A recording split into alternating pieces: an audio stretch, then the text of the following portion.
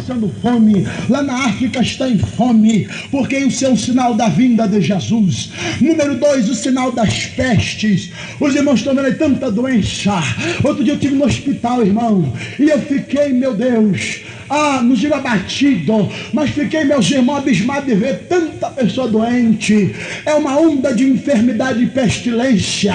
Os irmãos estão vendo aí a AIDS, quantas doenças no mundo. Isso é o sinal da volta de Jesus. Os irmãos estão vendo também o terceiro item, o sinal das guerras. Quantas guerras no mundo, meus irmãos? Quantas guerras? Já teve a primeira, a segunda, e já está para ter a terceira, fora as guerras lá de fora, do Oriente Médio, a guerra lá das Malvinas.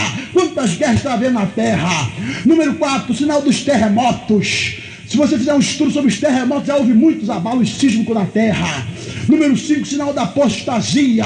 Muitos desviando, muitos se apostatando da casa de Deus. Número 6, o sinal da frieza de alguns. Ainda que Deus está mandando avivamento sobre a igreja, muita gente está fria, muita igreja fria. Eu tenho ido umas igrejas, irmão, fria.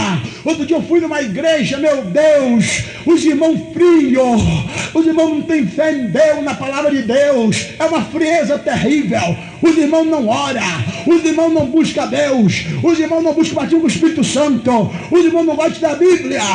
Tem igreja aí abrindo uma vez na semana só, irmãos. É uma frieza total. Os crentes estão, muitos crentes esfriando, como está em Mateus 24:12. Por causa da iniquidade, o amor de muitos esfriará. Aleluia. Número 7, o sinal da restauração de Israel. Israel já é uma potência, irmãos. Israel agora é uma potência. E a Bíblia diz, Jesus disse, quando a figueira voltar a dar os seus frutos, está próximo o verão. E a figueira é uma simbologia do próprio povo de Israel. Número 8, o sinal da inquietação do mundo, meus irmãos. O mundo está numa inquietação. Daniel 12:4 diz, nos últimos dias os homens correrão de uma parte para outra. O mundo está numa agitação tremenda. Os homens não têm mais tempo para Deus. Agora o homem está criando aí o computador para, irmãos, trazer mais ligeireza. O homem quer cada vez mais apressar as coisas. E aí está o computador para o terceiro milênio. E as pessoas, meus irmãos, agora a máquina substituindo o homem. Um grande desemprego na terra. Porque o computador está substituindo a mão de obra. A mão de obra humana. Isso é satânico e diabólico. Porque a Bíblia diz, com um só do teu rosto comerá o teu pão. É a vontade de Deus que os homens trabalhem. Mas o diabo está trazendo para os homens uma visão de que a máquina deve substituir a mão de obra humana. E a ociosidade está crescendo. Os presídios estão cheios de homens ociosos, de homens que estão ali comendo e bebendo à custa do Estado e não quer mais trabalhar. E hoje você vai muitas das vezes na rua, você passa numa praça e ali estão homens jogando baralho, jogando, meus irmãos, joguinhos, em vez de estar trabalhando, fazendo alguma coisa de útil. Porque o mundo está entrando agora na época da máquina substituindo a mão de obra humana, a ciência se multiplicando. Hoje a mulher está sustentando os homens. Saiu uma reportagem outro dia no jornal, as mulheres brasileiras estão sustentando os homens que não querem mais trabalhar, porque a máquina está tirando o homem do trabalho. Então, irmão, tudo isso é o cumprimento da palavra de Deus. Agora, meus irmãos, o sinal do avivamento sobre a igreja, em Joel 2:28, está sendo cumprido, como nós já falamos aqui. Agora, irmãos, número 6, alegoria no Velho Testamento relacionada ao arrebatamento da igreja. Primeiro, o casamento de Isaac e Rebeca. Isaac é um tipo de Cristo. Rebeca representa a igreja de Cristo, virgem, santa e repreensível. Os irmãos podem comparar Gênesis 24:16 e Efésios 5:27, que fala de Rebeca, uma moça virgem, e Efésios Paulo fala que a igreja é virgem. Ela decidiu se casar com Isaac sem vê-lo. Em Gênesis 24:58 fala sobre isso. A igreja está comprometida com Cristo mediante a fé. Ela está adorando, servindo, esperando o noivo. A igreja amou a Cristo sem vê-lo. Após o arrebatamento, ela o verá e o amará por toda a eternidade. Embora não tenhas visto a mais, embora não vedes agora, credes nele e exultais com gozo de fado e cheio de glória. Pedro 1:8. Então, meus irmãos, Rebeca casou com Isaac sem vê-lo. E a igreja também está servindo a Jesus sem vê-lo. Está servindo pela fé. Número 2, o rapto de Ló. As cidades de Sodoma e Gomorra só foram punidas por Deus após a saída apressada do justo Ló, como já comentei. O personagem Ló representa a igreja que será arrebatada antes da grande tribulação que virá sobre o mundo. O rapto de Elias. Após o rapto de Elias, foi instaurado o reino de Azael, rei da Síria. Ele se tornou um rei desumano e cruel. Elias deixou as suas vestes para receber outras lá em cima. Após o arrebatamento da igreja, será revelado o rei feroz de cara, que fará prosperar o engano a sua mão, como eu comentei com os irmãos, sobre a manifestação do anticristo após o arrebatamento da igreja. Vamos ver o item 12. Grandes acontecimentos após o arrebatamento da igreja. Primeiro, meus irmãos, o que vai acontecer quando a igreja for arrebatada? Após, primeiro, cada crente terá seu corpo transformado. Aquilo que é mortal será revestido da imortalidade. Os servos e as servas de Deus que foram arrebatados receberão um corpo de glória, um corpo não mais sujeito à morte, às mutações e à corrupção. Então não fique preocupado, porque esse corpo mortífero e mortal, ele vai ser transformado na imortalidade, segundo a palavra de Deus. Número 2, os crentes trabalhadores receberão recompensa. Após o arrebatamento da igreja, será estabelecido o tribunal de Cristo. Cada crente terá que prestar contas daquilo que fez. Os fiéis serão galardoados. Aqueles que combaterem, que batalharem, que lutarem, que guardarem a fé, receberão a coroa da justiça. Os servos de Deus que suportaram as provações que surgiram, aleluia, ao longo da jornada e permaneceram fiéis até a morte, receberão a coroa da vida.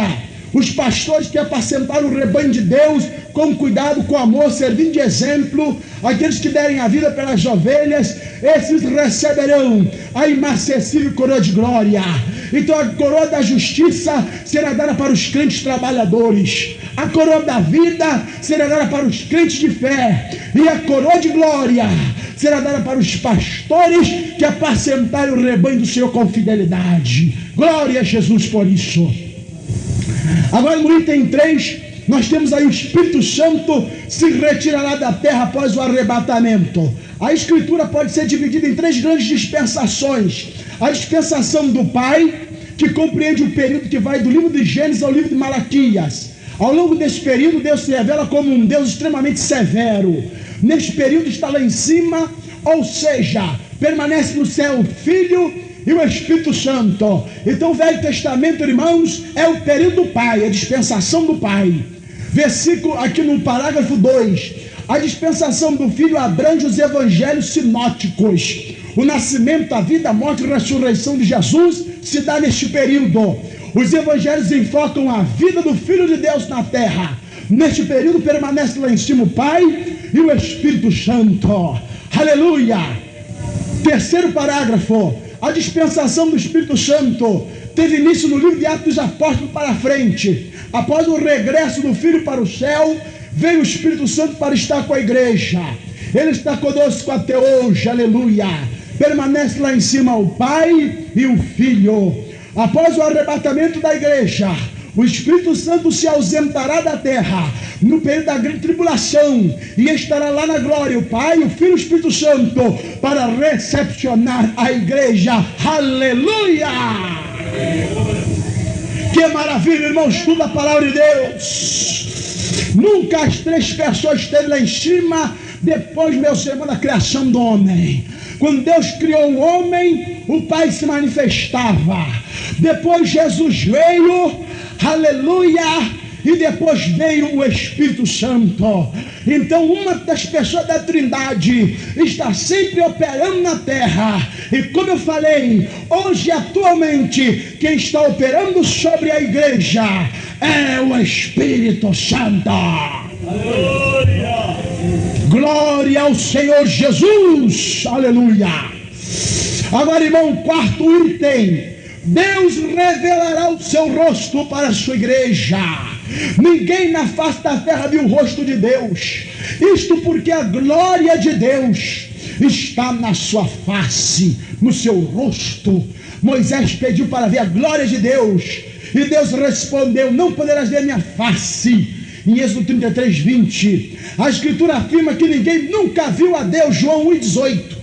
Somente após o arrebatamento dos santos, Deus revelará o seu rosto para a sua igreja. A escritura do livro de Apocalipse estava já terminando, quando o Espírito Santo do Espírito gritou para registrar as pessoas sentença, e verão a sua face. Aleluia! Meus irmãos, a última coisa que o crente vai ver é a face de Deus. Nenhum homem viu a face de Deus. Moisés chegou muito perto de Deus e falou assim: eu tenho muita intimidade contigo. Eu fiquei 40 dias no monte jejuando e orando. Eu quero agora ver a tua face. Mas Deus falou: não, Moisés, nenhum homem viu a minha face e viveu, porque a minha glória está na minha face. Aleluia! Mas a Bíblia diz que um dia os cristãos arrebatados terão esse privilégio de, quando forem arrebatados, Jesus vai levar os crentes na sala do trono e vai dizer: meus filhos, agora vos será dado o mistério que está oculto desde a fundação do mundo. Vocês verão a glória do Pai, verão a face do Pai agora. Alaba Xandaraba Candaraba.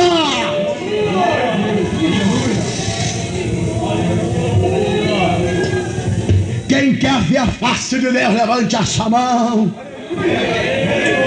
Glória a Deus. Vamos ficar de pé, vamos orar, irmãos.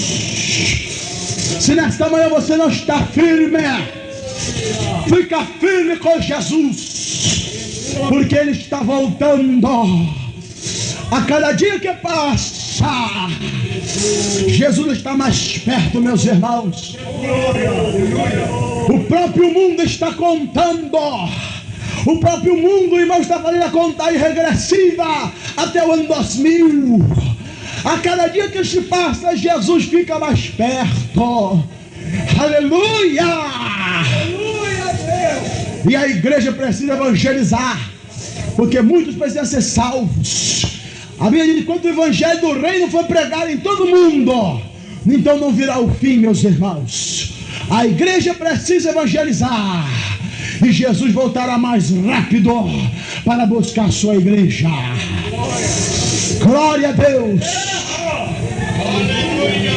Se houver alguém que nessa manhã é fraco, se tiver alguém que nessa manhã pensando em sair da casa de Deus, vem à frente agora e nós vamos orar por você.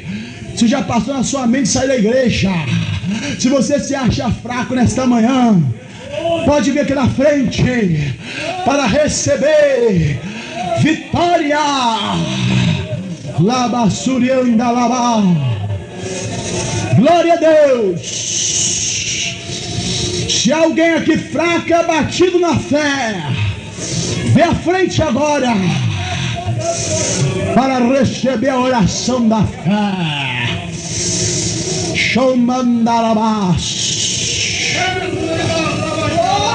Vai dobrar o teu joelho no altar de Deus. Choramalabanda rabalanda rabalabanduri calabas.